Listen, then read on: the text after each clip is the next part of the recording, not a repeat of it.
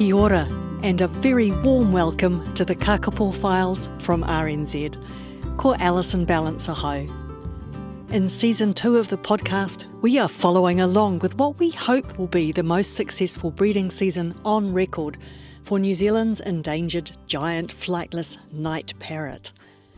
Today is Episode 3, Kākāpō Countdown. It's been 4 years since the last breeding season. We're almost at the new year and we're counting down to the start of this breeding season. The first thing we're going to do is check in with Kākāpō Ranger Maddy Whittaker. She's on Whenua Hou, Codfish Island. All of the Kākāpō are monitored remotely, and Maddy has been combing through the nightly data to bring us the very latest news. Kia ora, Maddy. Hello, how's it going? It's going very well, thank you. It's been a week since we talked. We last spoke at the summer solstice, and you reported that on Whenua Hou the males were all busy displaying on the top of the island. They'd cleaned out their track and bowl systems. They were calling away all night, booming that deep resonant boom, chinging that high metallic come here sound. It's been a week. What's happened? It's been a very exciting week out here on Whenua Hou. We've been watching the data come in every night from our monitoring stations on the hill, wondering if today would be the day. And we started by seeing females turning up to the bowls. We could see that they were coming at night, within a few metres of the boys to be picked up by these monitoring stations. But there was no mating until last night. We had our first mating of the 2025/2026 breeding season between Pearl, the female Kākāpō, and Boss, the male Kākāpō, which is incredibly exciting. So it's beginning. It's what we've been waiting for many years, since 2022. It's happening, finally. It has been a long wait. And that doesn't surprise me at all that it's Pearl and Boss, because they were the first off the rank last time as well. Absolutely, yes. Pearl has a habit of going a wee while before the other birds. 1 week is usually the gap between her and the other females breeding. That's what we've seen in past years. So yes, we were hedging our bets on Pearl going. So yeah, very exciting. So what do we know about Boss? He was one of the founder males from Stewart Island, and my notes in the list of names tell me that he was found in 1989 and named after the dog Boss. Wow, it's amazing working with these birds and thinking of the fact that Boss is older than me. It's phenomenal. Yeah, he's a big male out here. He has a wonderful bowl and it makes short scrub, as people see. And yeah, he's not too far from where Pearl usually hangs out. We expected that she would either breed with him or another male called Joe who's in the area. They tend to be her go-tos. Oh, actually, that's disappointing that it wasn't Joe. Hopefully she will mate with him, because I know that Daryl Eason is very keen for Joe to finally have some babies. Yes, absolutely. I think it's going to be quite an exciting season in that walking around at night and establishing who's at what bowls and our sort of technology that we use to also see who's at bowls. There's a lot of birds in the past that haven't bred or haven't boomed who are booming this year. So that's really exciting. We've even seen very young birds, so 4-year-olds from the 2022 breeding season, starting to play around with digging bowls. So there could be action from almost all of the population on the hill. Oh, that's very interesting, because Daryl Eason has said the youngest females, at least, who have been known to breed are 5, and maybe we need to keep an eye on the 4-year-olds. Yeah, absolutely. That's what we're thinking too. It's still very much an unknown as to whether the females will breed or not. But some of the young males certainly have been paying attention to the older boys on the hill and are starting to dig little bowls. They don't look very successful compared to the sort of big, well-established bowls, but they're starting to show some of those behaviours, which is really, really exciting. Fabulous. And a note about Pearl. So she hatched on Whenua Hou in 2002, so she's coming up 24. And last breeding season, she and Boss had 3 successful chicks, Matamua and Mokanui, who are both boys, and a female called Moana. Exactly. So Pearl is an amazing mum. She has her feisty moments too. One thing that Pearl is very into is trying to destroy her feed-out station. It's not unusual to come to her feed-out station and find that she's thrown the battery around or done all sorts of things like that. So she's definitely a strong and independent woman, I would say. Fantastic. Is she breaking into her feed station because it's not giving her enough food, in her opinion? Oh, no, she's got plenty of food. She's actually quite clever in that I think she's figured out that her feed-out station, because it's locked so that only she can get in, so then the boys can steal it. And she'll often go to the boys' feed-out stations first and eat all their food, and then she'll go to hers, which she knows won't have been disturbed afterwards. So she's working the system. She's a clever lady, that's for sure. Ah, she's a trickster. Now, that's the wonderful, wonderful news from Whenua Hou. What's happening on Anchor? On Anchor Island, it's a little bit slower to get started, so there's a little bit of booming starting to happen, but not the well-established booming that we're getting on Whenua Hou yet, which isn't really unexpected because the boys on Anchor haven't been fed, so they're going to take a little bit more time probably to get up to full sort of booming condition. So we just might see that mating happen a little bit later there. Now, kakapo conservation has come a very long way since the 1950s, when we thought kakapo might even be extinct. Here's Kākāpō Recovery Program Operations Manager Deidre Vercoe to remind us of the trajectory of kakapo conservation since those early dark days, and to paint a picture of what the future looks like. The first chapter was the discovery phase, then a rescue phase, moving those birds to predator-free places, the Hauturu, the Whenua Hou. And then we entered a really intensive management phase where when you've only got a population of 50 or 60 birds, every single chick, every single bird counts, and you just can't afford to lose even one. So very intensive management, tents at every nest and all-night vigils looking after the chicks and eggs when mum was off, that sort of thing. But we're actually moving out of that intensive management phase now into a more of a long-term recovery phase. And this is based on the fact that we have had some really good population growth. We've doubled the population in the last 3 breeding seasons. So as that population grows, how do we keep up? We can't maintain that intensive management individual focus. So, we need to shift more to a population level approach. How do we monitor a larger population? How do we manage them? Where do we put the birds? Really focusing on switching to that sustainable management. At the moment, there are 237 living kakapo.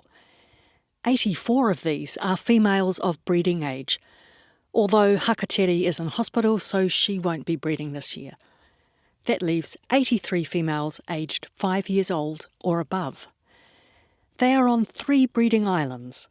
35 are on Whenua Hou, 36 are on Pukenui, Anchor Island and Fiordland, with the remaining 12 females on Te Kakahu, Chalky Island, also in Fiordland. So what will less intensive management look like on the ground? Here's Deidre again. Te Kakahu will be our hands-off site. We'll still visit a few times and we'll set up some remote monitoring systems at the nests that we can find, and then we'll just leave the females to it, but we'll be able to monitor from a distance to see how they're going. We did that in the last season, just on a small number of nests. We had 3 nests with 3 chicks who all fledged, which was fantastic, a great result. A small sample size, but a great result. And they were the first chicks that had been reared by a mother all the way through to fledging who had never seen a human. So that was quite exciting. And Anchor Island, we'll still have some management on Anchor Island, but half of the island is very steep, really quite difficult terrain. And we're going to set that site up similar to Kakahu, a bit more hands-off. So once again, we'll find nests on the island, we'll set up our remote monitoring systems, and then we'll back off and watch a little bit from a distance, but we will be able to intervene if necessary there. The other half of Anchor will continue with our management as normal, but we won't be supplementary feeding the birds on Anchor this year.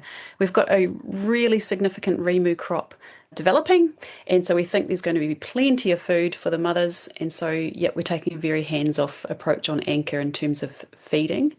It's a little bit different over on Whenua Hou, where the remu crop often triggers the birds into breeding, but then quite often will fail to ripen. In fact, it's only ripened a couple of times in the last few decades.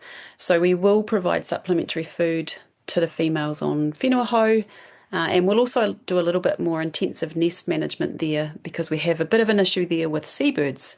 Seabirds and Kākāpō sharing nests and having fights, and so the Kākāpō eggs are pretty vulnerable on Whenua Hou, so we'll be doing some artificial incubation there to manage that risk. So yeah, a few differences across those 3 sites. Hands-off management is possible because technology is playing an increasing role in Kākāpō conservation. Here's Science Advisor Andrew Digby to explain.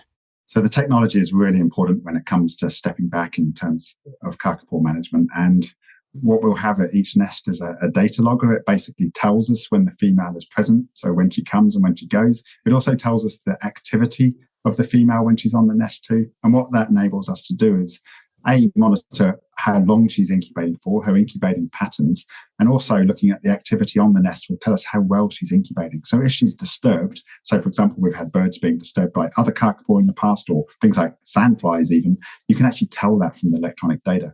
And we have that data available via the internet. So even if we're not on the island, we can tell what's going on. So we did this last breeding season on Kakahu. We'll be doing it much more. So on some of Anchor Island and Kakahu again this year, but we'll be watching remotely, and we can intervene if things are going badly wrong, but we're not going to intervene like for every single little hiccup or every single problem that happens. So there's a real risk that we will lose chicks from those nests.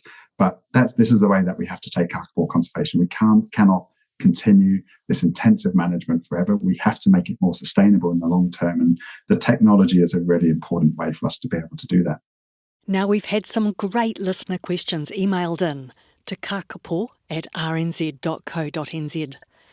Listener Keita, all the way from Hungary, wrote in after our first episode, in which I mentioned that the most boring thing about Kākāpō is their microbiome, to say, I have a burning Kākāpō question: why is their microbiome so dull? So I asked Andrew for some detail on the microbiome of the Kākāpō gut, which is all the microbes, bacteria, viruses, fungi, which live there. So this is a research project which has been going on for quite a while, actually, probably around about 15 years, led by Mike Taylor's lab at Auckland University. And one of the main findings that they found is that the microbiome of Kākāpō is very low diversity. Mostly it's strains of E. coli in their gut bacteria, which is unusual because Kākāpō have got quite a varied diet. And it's quite different to a lot of other species.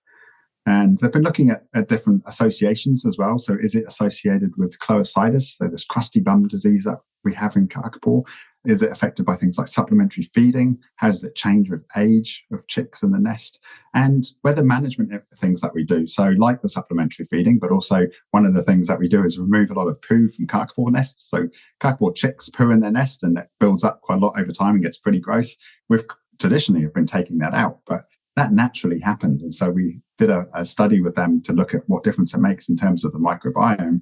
And actually found it doesn't make a lot of difference. So we're just leaving the poo in the nests most of the time now because that's more of a natural thing. And that's part of the thrust of how we want to manage Kākāpō. We want to try and do things more naturally. And that's where these things like this microbiome research can really help us understand how to do that. And also, what impact does it have on the health of Kākāpō too?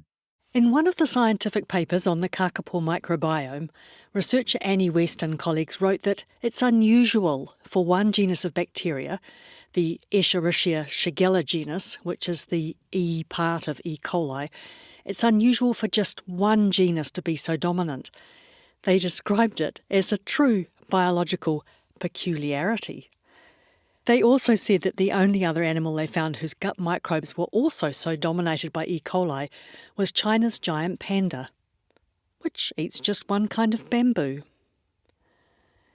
Now, we can't finish an episode without featuring a deep dive into the story of at least one Kākāpō. So, today's bird is Margaret-Maree.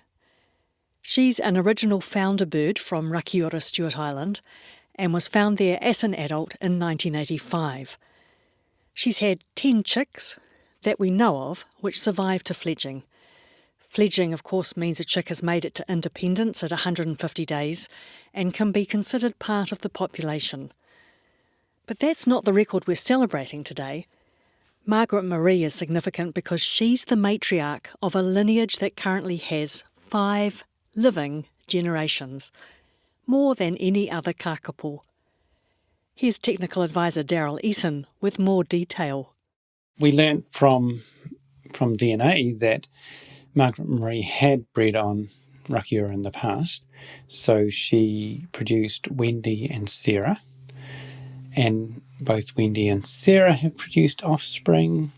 So if we think of one of Wendy's offspring, maybe Aparima, so Aparima produced Gem, and Gem has produced Arthena last season. So yeah, 5 living generations still, and yeah.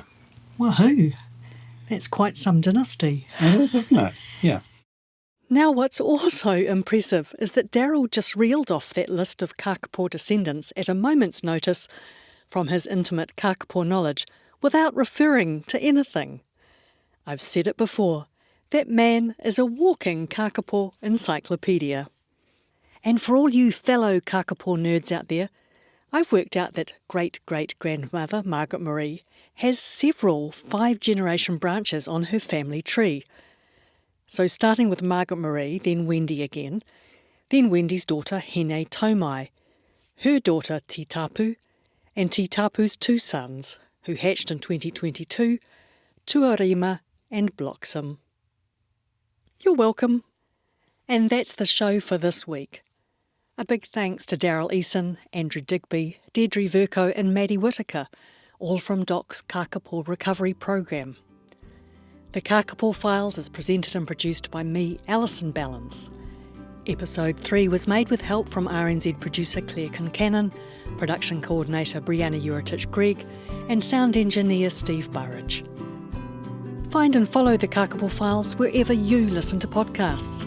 You can also find us and listen at rnz.co.nz. Our email address, kakapo@rnz.co.nz. I'm back in a week, but until then, mā te wā.